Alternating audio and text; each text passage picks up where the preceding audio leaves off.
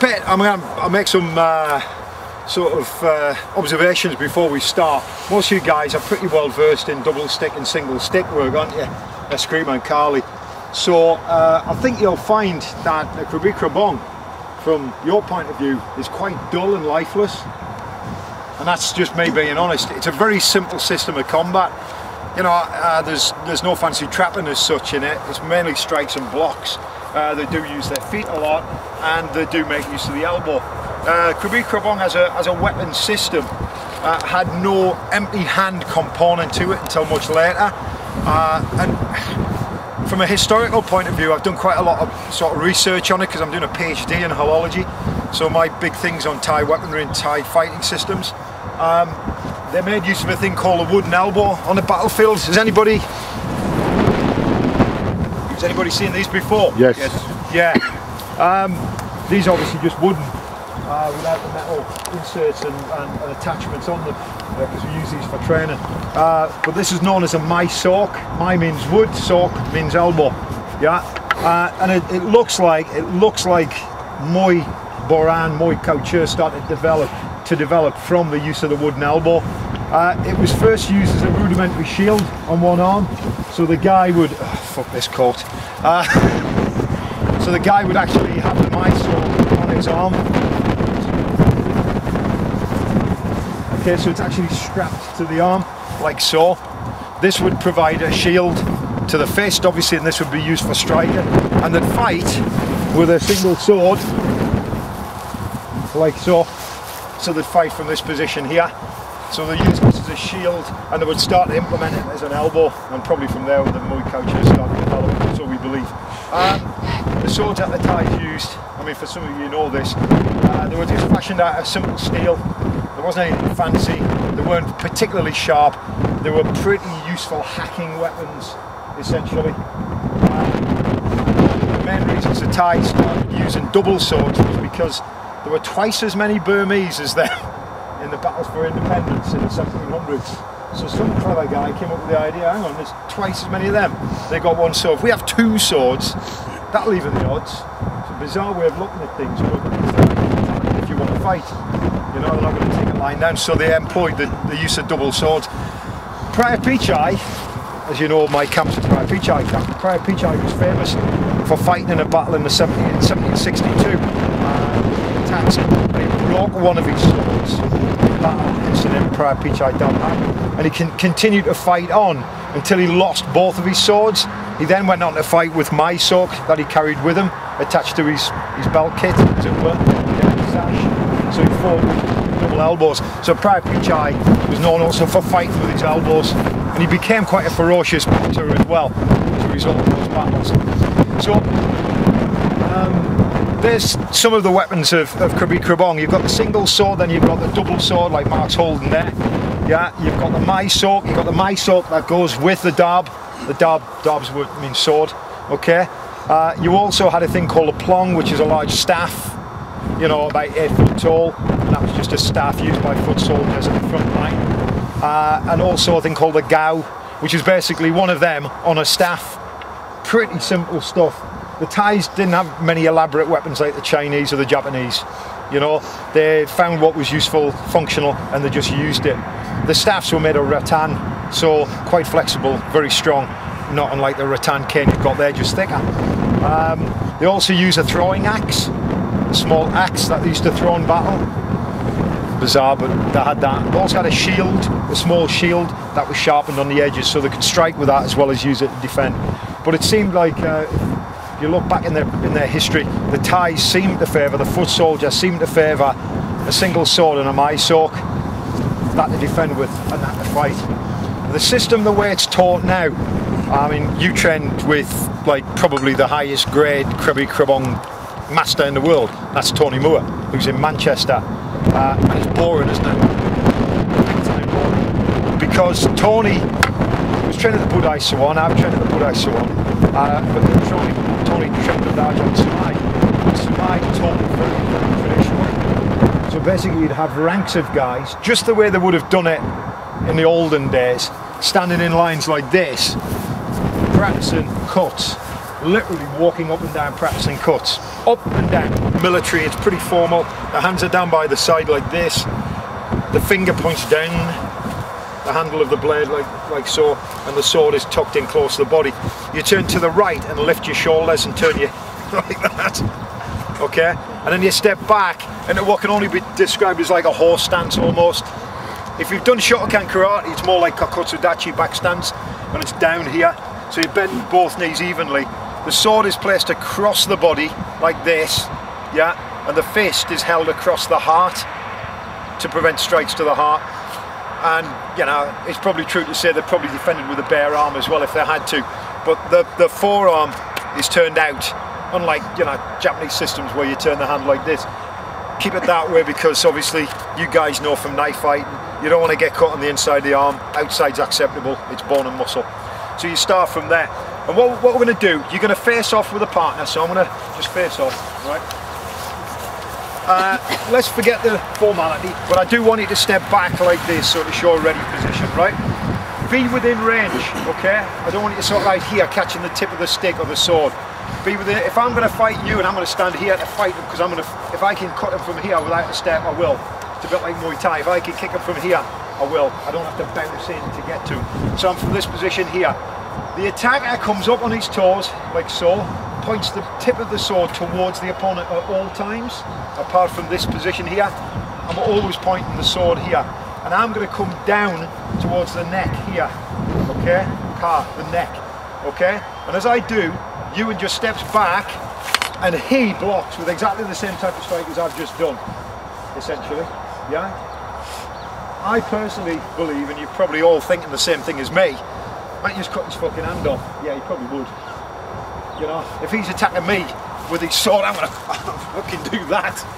If I've got a sword, I'm not gonna do sword on sword. It's a waste of time. Okay? But again, for training purposes, we're gonna do it sword on sword. Okay? You understand what I'm saying? Fan and pull back. Okay? So we're going for the neck. That's your primary target there. Another primary target's the body, L. Okay? So what we're going to do, again, just 3, the attack comes into my body, so Ewan's cutting across here. I step back and I catch it this way and pull it to here. Okay, and again he attacks this side, there and back, there and back. Okay?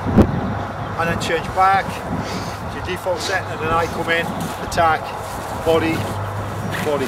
Okay? Saw that one. Yeah. So from here, I step back. Notice I'm staying low and coming here, yeah. The attacker generally stays higher. I drop the weapon there, this way. Okay, so just a slight angle on it. I pull it back to this position and then back to there. Yeah?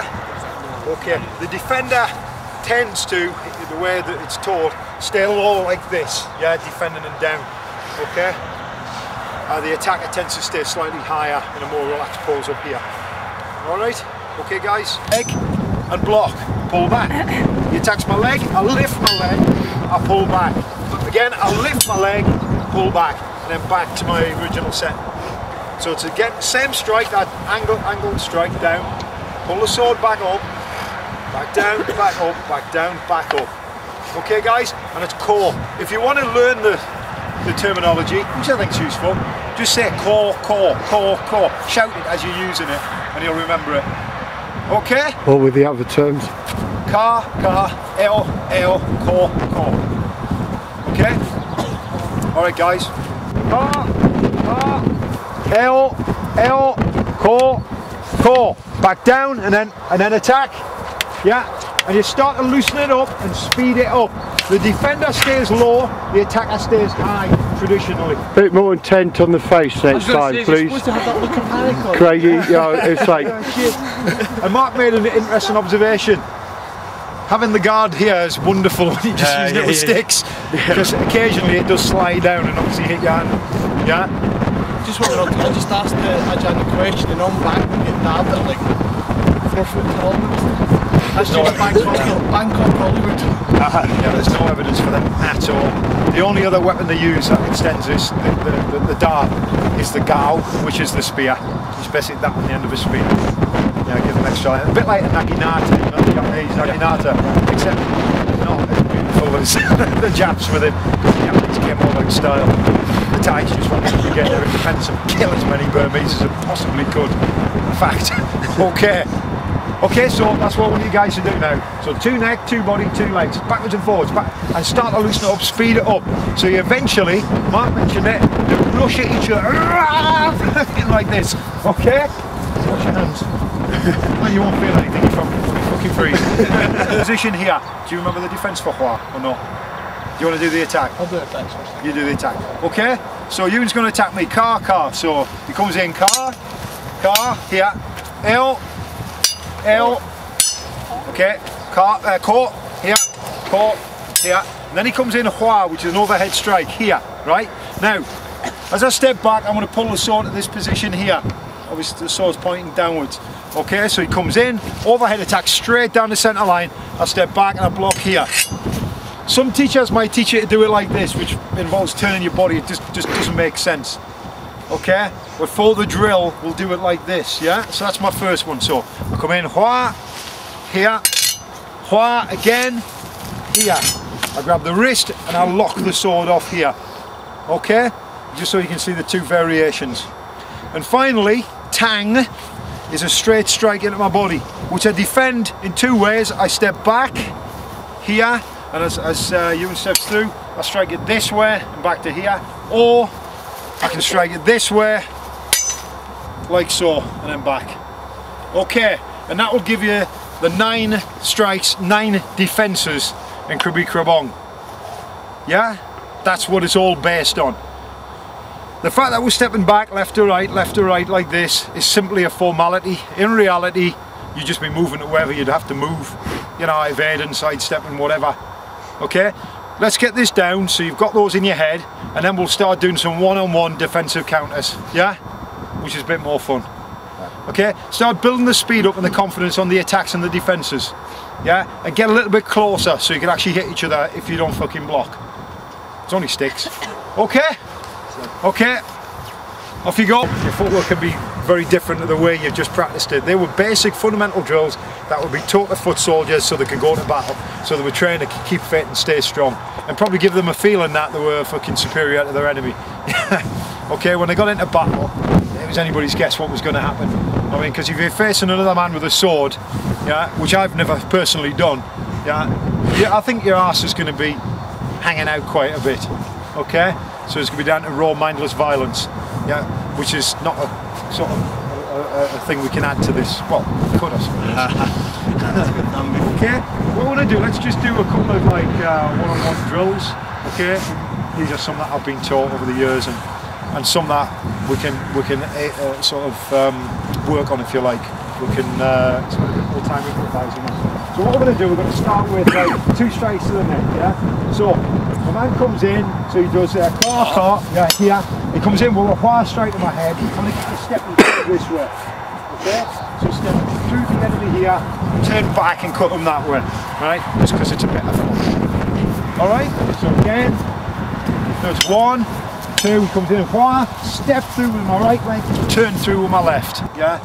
I'm not sure where that leg would even be there. Okay, but I just want you driving through this way. I did feel you're surrounded by the enemy, which made a lot of sense. You've got people fighting all around you. You've seen Braveheart, haven't you? Yeah, so it makes a lot of sense, to my mind anyway, certainly from an SAS point of view. If I'm driving through, this is giving me far greater range of motion. I can also see what's going on around me. I turn and I can still see the enemy around me. So it's like 360 degrees awareness now. And I've killed him as well. So you're using him as a shield? Well, if he's still standing there, yeah. If he's still standing there. Yeah, no, stay there. You're keeping the wind from the back. Does everybody see that? So step through with your right leg, spin on it, step through with your left leg. So double cut. Alright? Yeah. Carry on doing a bit of it. I'm pretty open-minded about it. Once you've learned those basic drills and patterns, like any good soldier, you go out and you rehearse them and you practice them. And on the battlefield, that's when you really find out whether these things work or not. And I'm sure that a lot of the techniques that I taught at the temple, no disrespect to Samai, who's long gone and dead, but a lot of the stuff that he was teaching probably had no fucking application in the real world whatsoever. Great for putting a demonstration on in front of the King and Queen of Thailand, ooh, and a big long demo, But you know for a fact, looking at some of the sequences that they teach you, you could have finished that with 2 moves earlier or 5 moves earlier. Yeah? So what I want you to do is have a play with these moves now. So for example, I mean there's no reason why you can't do this. He comes in, we'll say a hua, right? Okay? And I'm going to hold my ground. So a hua here. I'll go body here, teeth here. Okay? Sorry mate. No, you could come car here. Okay. I'll strike it here, this way. I'll go through his body here, yeah? Catch him and knee him. Yeah? Because evidently, according to tradition and history, they use their knees, they use their teeth, they use their kicks. And in fact, if you look at the Muay Culture, the way I was taught, where they bind their hands up with ropes, okay? The sword was no longer there, they were empty hand. That was their stance, that's how they fought. Who's seen Bando, Burmese boxing? Yeah. Yes. Seen how they fight? Yeah. How do they fight? They fight like this. Badly. Fucking badly. Yeah. Exactly, right? Which makes my point I was making earlier about, you know, fighting's about progression. You know, you're learning new skills, new techniques. And the old stuff, I didn't give a fuck how old it is. Oh, it's traditional, it must be good. Most of it's bollocks. It's out of use, it's of no value to you. So when you see the Bando boxers fighting like this against the Thais, guess who wins? The Thais, because they're modern, their system's modern, it's more effective, it's developed over the years. The Burmese don't wear the gloves either, don't they? So that changes the equation a bit. What's that? The Burmese don't wear the gloves. No, well they do sometimes, but I mean they still wrap their hands. But I mean I saw bare knuckle boxing in my own son years and years ago on the Burmese border, and the Thais weren't allowed to wear gloves, so they just wrap their hands. You know, like proper wraps, you know, like boxers' wraps. The Burmese come out with these knotted katchurg, it's called katchurg, the knotted ropes that weave them on. There's different styles, you know, different teachers weave them short, some of them weave them all the way up to the elbow, so there's knots all the way down here, so they can cut the face with them. I think that's the idea, where the idea came in Muay Thai. So yeah, they used to fight with glass on their bindings. Actually there's actually no proof that ever happened. It might have done, but there's no actual proof. The cuts and the lacerations probably came from the knots that were woven into the katchurg, the ropes that they used to bind. And is that like the cord? Yeah, the cord. Yeah. It's just long. It's lengths and lengths of knotted cord. There's 4 knots on the end section. They make 4 big knots. They wrap that, so the knots are here. They hold it there, and then they wrap it like this, and then around the fingers like this, so they hold those 4 knots in place. And then they knot it all the way up here, so it's quite difficult weaving. It can take like 40 minutes an hour to weave one bandage on. But it's the funny thing that I was coming to. The Bando boxers were coming out with these fucking horrendous fucking ancient old ropes on their hands, which looked pretty awful. And the word went around that they were the binding wraps of dead bodies. So of course the Thais are like fucking superstitious. So the Burmese are like, oh shit, this is really powerful stuff. But of course these are young Thai boxers, aren't they? So while the coaches were a little bit wary of it, they were just like, they're only fucking bandages. They just had their normal boxing wraps on, and they battered the Burmese. Battered them. And the Burmese were hard. I saw one lad, he come out, Bando lad, come out like that, and he was like the favourite, covered in the magic tattoos, he looked the bollocks, skinny Thai lad like this, Thai style, cheap kick, you know, walk